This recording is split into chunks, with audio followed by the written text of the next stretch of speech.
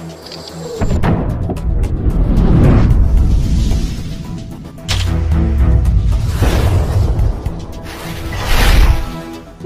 आपण पाहतात वास्तवनामामध्ये आपल्या सर्वांचं सहर्ष असं स्वागत। श्री सिद्धेश्वर गणेश मंडळाचे रौप्य महोत्सवी वर्षात यशस्वी पदार्पण, कार्यकर्त्यांकडून भरगच्च कार्यक्रमाचे आयोजन।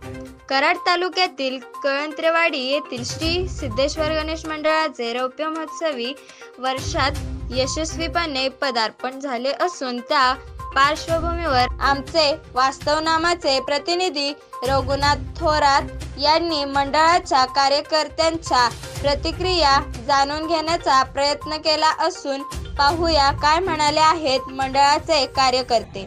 नमस्कार, आज आपण आलो आहोत सिद्धेश्वर गणेश मंडळ कळंत्रेवाडी जाणून घेण्यासाठी की जी आजपर्यंतची मंडळाची 25 वर्षाची अखंडित जी वाटचाल आहे त्या वाटचालीमागचं रहस्य आणि त्यांनी या 25 वर्षात मंडळाने राबवलेले जे सामाजिक उपक्रम आहेत ते थोडं आपण जाणून घेऊ या मंडळाच्या कार्यकर्त्यांकडून।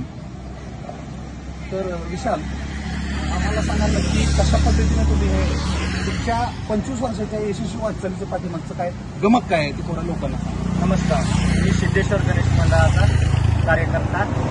गेले 25 वर्ष जेव्हा मी लहान असल्यापासून मी बघतोय, जेव्हा बिलकुल 7वी 8वीत असल्यापासून हे मंडळ चालू झालेले ते आता 25 वर्ष त्याचे पूर्ण झाले। मला त्या 25 वर्षात असं वाटतंय की मी किती लहान होतो तेव्हा 10 रुपये माणूस, जेव्हा कुणाची परिस्थिती नव्हती तेव्हा 10 रुपये वर्गणी आम्ही मागायला जायचो। त्यापासून जी चाललेली परिस्थिती आज आम्ही गावाकडून कुणाकडून वर्गणी वगैरे काय मागत नाही। जे मंडळाचे सदस्य आहेत ते सर्व यशस्वीरित्या मोठे झाले, कार्यरत झाले आणि त्यांनी आतापर्यंत कोण आर्मीमध्ये गेले, कोण पोलीस पाटील झाले, कोण कंपनीमध्ये चांगल्या जॉबवर आहेत। अशा प्रकारे ह्या देवानं आम्हाला भरपूर सहयोग दिला आणि ती 25 वर्षे कशी गेली हे आम्हाला कळलेच नाहीत। आज मी मागेपर्यंत बघतो तर मी 25 वर्षाचं मला असं वाटतच नाही की 25 वर्ष पूर्ण झाले। तरी ह्या 25 वर्षात आम्ही रक्तदान शिबिर, गावातील जे मोठे कार्यक्रम असतात त्यांना सत्कार आमचा असतोच कायम।